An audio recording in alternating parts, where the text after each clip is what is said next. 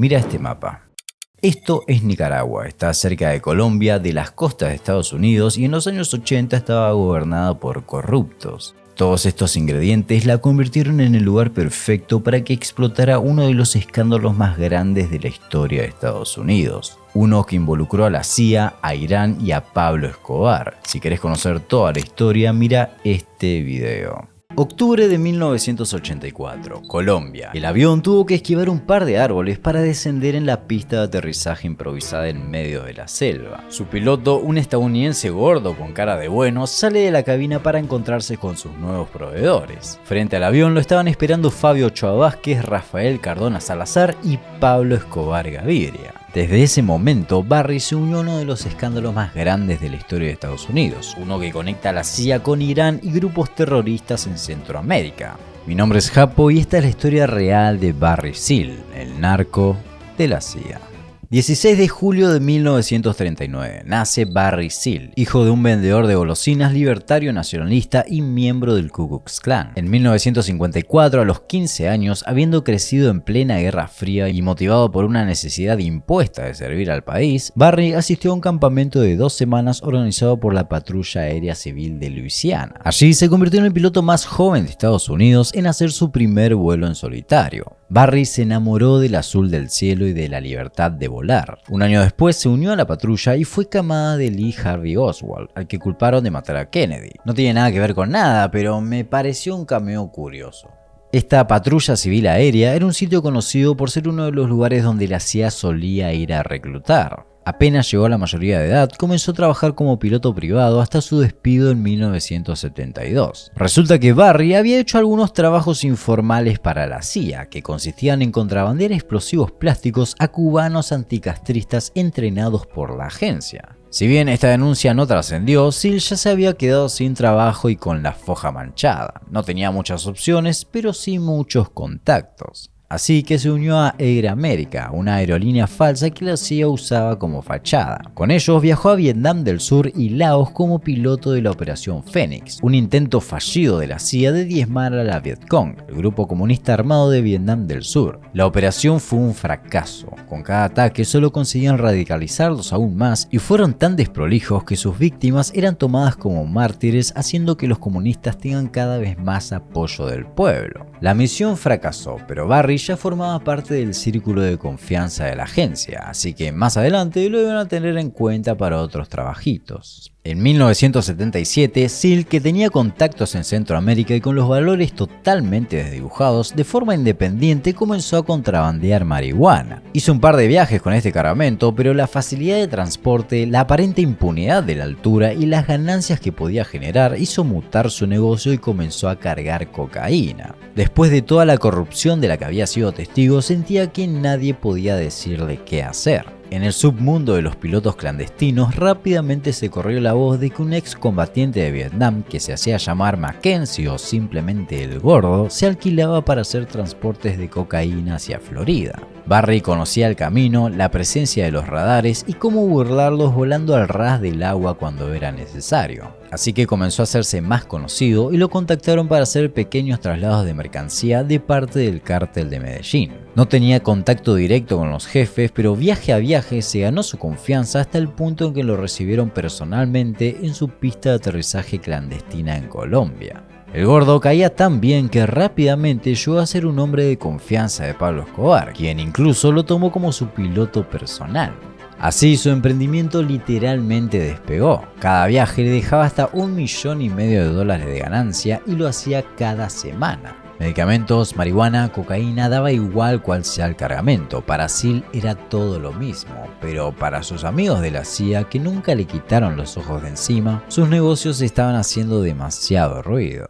Para entender lo que sigue hace falta un poco de contexto. El 20 de julio de 1979, en Nicaragua, la revolución sandinista puso fin a la dictadura de la familia Somoza, que había durado 43 años, e instauraron un gobierno controlado por el Frente Sandinista de Liberación Nacional, que con una gran influencia de la teología de la liberación marxista, el nuevo gobierno trató de introducir reformas en los aspectos socioeconómicos y políticos del Estado nicaragüense. centrándose en los problemas de la sanidad, la educación y el reparto de las tierras, logrando mejoras en la calidad de vida de sus habitantes reconocidas internacionalmente. Pero Estados Unidos no estaba cómodo. En plena Guerra Fría, donde sea que veía un gobierno con ideas de izquierda, lo consideraba automáticamente un foco ígneo comunista que tenían que apagar. Sentían miedo de que cualquier gobierno con ideas contrarias a las de Estados Unidos sea convertido en una base militar de la Unión Soviética, y según ellos, ese era el caso de Nicaragua. Así que decidieron destinar fondos del Estado para financiar a los Contras, un grupo armado contrario al gobierno nicaragüense. Si bien el desvío de fondos hasta ese momento era algo oficial, el gobierno de Estados Unidos prefería que el envío de dinero y armas a Latinoamérica sea algo discreto, y para eso tenían en mente al piloto perfecto. En marzo de 1984, en Florida, Seal fue acusado de contrabando de metacoalona y lavado de dinero. Sin perder el tiempo, Barry viajó a Washington D.C. y llegó a un acuerdo con el grupo de trabajo antidrogas del entonces vicepresidente George Bush, y cerraron un trato con la DEA a cambio de su ayuda para contribuir a un caso en contra del cártel de Medellín y algunos favores más. El pacto era simple. Además de recabar información, en sus vuelos de ida a Latinoamérica, que normalmente los hacía con el avión vacío, iba a llevar armas y dinero a los Contras en Nicaragua. Solo tenía que añadir esa escala en sus vuelos a Colombia y luego continuar con su contrabando sin problemas. A Barry, que era profundamente anticomunista, le pareció un trato divertido y le emocionaba trabajar como informante encubierto. Además, desestimaron su caso, por lo que pensaba que se salió con la suya, pero en realidad lo tenían exactamente donde querían. Los vuelos a partir de ahora comenzaron a salir del aeropuerto de la pequeña ciudad de Mina con la presunta complicidad del entonces gobernador de Arkansas, Bill Clinton, así que ya no tenía que preocuparse por los radares. El primer cargamento incluía armas, dinero y explosivos submarinos para los Contras. Pasó por Nicaragua, dejó el cargamento a los terroristas y continuó su viaje a Colombia para encontrarse con los narcotraficantes. Sí, esto sigue siendo una historia real. En uno de sus viajes de regreso, la CIA le ordenó traer consigo un grupo de mercenarios nicaragüenses para entrenarlos en un campamento improvisado en Nila, Arkansas. Y el mismo Barry, en sus tiempos libres, se encargó de entrenar a los pilotos. El 8 de abril de 1984, Seal se reunió en Medellín con Pablo Escobar, quien le contó que tenían un trabajo enorme para él, el más grande hasta ahora. Estaban preparando 1,5 toneladas de cocaína para transportar a los Estados Unidos. Y no solo eso, el cártel había llegado a un acuerdo con el gobierno sandinista para usar una pista de aterrizaje en Nicaragua.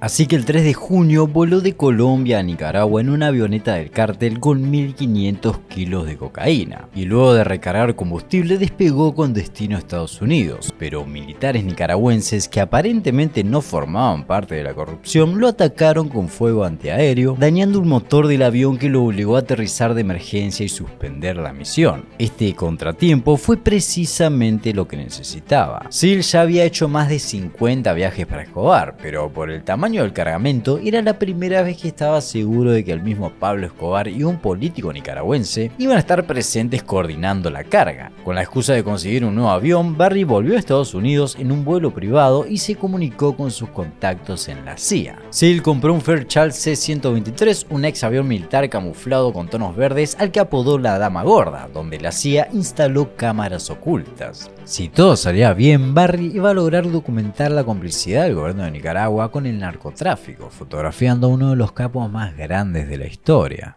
26 de junio de 1984. Barry aterriza en el aeropuerto de Nicaragua, donde un montón de militares nicaragüenses lo estaban esperando, esta vez para ayudar con la carga. A cargo de la tarea estaban Pablo Escobar y Federico Bauman, el asistente de uno de los 9 comandantes que gobernaban Nicaragua. Barry, desde la cabina del piloto, vio como el capo de la mafia y el político ayudaban a cargar los paquetes, así que decidió accionar las cámaras. Pero en medio del enorme aeropuerto, en un ambiente tan tenso, lleno de narcotraficantes y militares corruptos, el disparo de una cámara llamó la atención de todos. Se suponía que iban a estar en cajas insonorizadas, pero tan pronto como tomó la primera fotografía, todo el mundo pudo oírla. El copiloto tragó saliva, pero Seal, sin perder la calma, encendió el avión buscando tapar el sonido y distraer a todos. Afortunadamente lo logró. Barry se sentía un espía y siguió tomando fotos orgulloso e incluso posó en algunas. No se puede conseguir una evidencia mejor.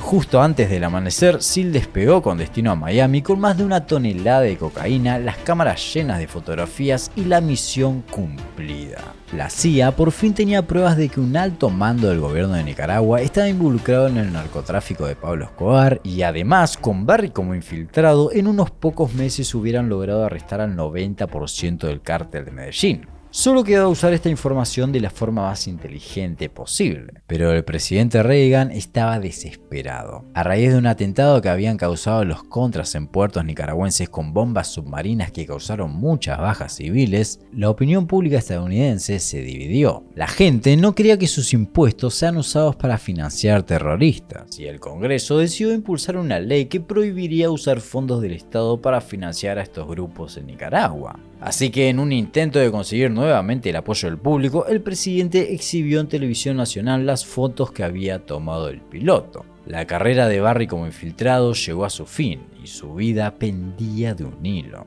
Cuando Escobar se enteró de la traición, no solo se convirtió en la burla de sus colegas en Medellín por haber tomado como hombre de confianza a un piloto de la CIA, sino que además sintió un miedo que nunca antes había experimentado. La posibilidad de tener que enfrentarse a la justicia de Estados Unidos era algo impensable. Él mismo había dicho que prefería morir en Colombia a una cárcel en Estados Unidos. Seal había convertido a Escobar en un criminal buscado internacionalmente. Ochoa quería que lo secuestraran, pero Escobar lo quería muerto y ofreció $500,000 por la cabeza de Seal. Barry, al que aparentemente nada le afectaba, rápidamente se acostumbró a la vida fuera de las sombras e incluso aceptó dar entrevistas en televisión contando toda su historia.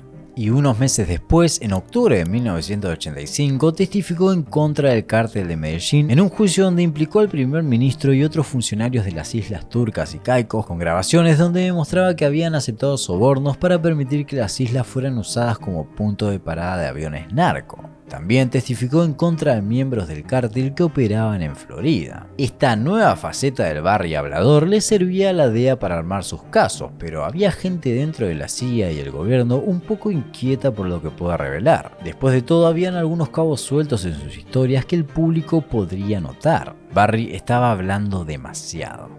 En esta misma época, el Servicio Interno de Rentas lo comenzó a investigar. Habían muchas propiedades y cuentas bancarias que no podía explicar. No había sido tan prolijo y en unos meses le confiscaron todo y lo juzgaron por lavado de dinero. Pero nuevamente llegó a un acuerdo y tras pasar solo una noche en prisión, el 25 de enero de 1986 lo condenaron a 6 meses de libertad condicional y a pasar cada noche de esa sentencia en un centro de reinserción federal. Le ofrecieron unirse al programa de protección para testigos o tener una custodia, pero Barry sentía que eso limitaba su libertad, y su libertad no era negociable. En una entrevista, consultado sobre posibles represalias por su trabajo como infiltrado, Barry le dijo al periodista: "Puedo soportar la presión. Si pasa, pasará". 19 de febrero de 1986. En el estacionamiento del centro de rehabilitación al que concurría cada noche para cumplir su condena, Barry estaba sentado en el asiento de piloto a punto de bajar para entrar, cuando 2 elegantes hombres de traje se pararon uno a cada lado del auto. Barry se supo atrapado, apoyó la cabeza en el volante casi como dando una reverencia a sus captores y recibió 6 tiros que atravesaron su pecho, su cuello y su cabeza, poniendo fin a una vida llena de lujos y corrupción. Durante sus años activos, solo Barry contrabandeó drogas ilegales por un valor de $50,000 millones. Ingresó tanta cocaína al país que se convirtió en una pieza clave de lo que se llamó la epidemia del crack que azotó a Estados Unidos desde 1984. Su muerte se le atribuyeron a 2 sicarios colombianos, pero había tanta gente interesada en su silencio que es difícil señalar a un culpable. El 5 de octubre de 1986, la Dama Gorda fue derribada en Nicaragua y su nuevo piloto, un ex marín, fue arrestado mientras transportaba dinero, armas y explosivos a los contras. En los restos del avión se encontraron documentos que vincularon a la CIA con los rebeldes nicaragüenses y además se pudo comprobar que los fondos para estos envíos surgían de ventas de armas a Irán que tampoco estaban aprobadas por el Congreso. El gobierno no solo siguió con estas misiones que iban en contra de la nueva ley, sino que lo hacía con 2 dos países. Esto destapó lo que se conoció en Estados Unidos como el escándalo Irán-Contra. La historia tiene 1000 ramificaciones más. En su momento el escándalo fue tan difícil de seguir que el público en general ni siquiera lo entendía lo suficiente como para escandalizarse. El presidente Reagan siguió gobernando y de a poco indultó a cada uno de los funcionarios que habían sido investigados. Y en cuanto a Nicaragua, en 1989 el Partido Liberal de ultraderecha UNO derrotó al gobierno de izquierda ganando las elecciones presidenciales con un fuerte respaldo de Estados Unidos. El caso da para una saga completa de videos. Podría hablar de otro piloto que había fingido su suicidio y luego trabajó para la CIA, o de Don y Kevin, los adolescentes cuyos cuerpos fueron arrojados a las vías luego de que habrían visto a Barry Seal y miembros de la policía descargando un avión, y como todos los testigos de su caso murieron en circunstancias extrañas antes de declarar, o de Gary Webb, el periodista que investigó a la CIA por narcotráfico hasta que se quitó la vida dándose 2 tiros en la cabeza. Pero la historia de Barry, el jinete de la cocaína, llega hasta acá. El 20 de febrero de 1986, la funeraria de Baton Rouge se llenó de amigos y familiares de Barry que fueron a despedirlo. Al centro se encontraba un reluciente ataúd azul cielo y al fondo de la sala un grupo de hombres con elegantes trajes oscuros se turnaban para acercarse al cuerpo. Nadie los conocía, pero todos sabían quiénes eran. Eran del gobierno. Habían ido a asegurarse de que Barry Seal esté muerto. Si bien es de conocimiento popular que de estos negocios se sale normalmente muerto, hay otros que consiguen salir con vida, en libertad y tener su propia serie en Netflix. Como Max, el adolescente que usando el correo y ositos de gomitas construyó él solo un imperio narco. Eso te cuento en este video. Gracias por sus comentarios y por suscribirse, ayudan a una banda y gracias por ver.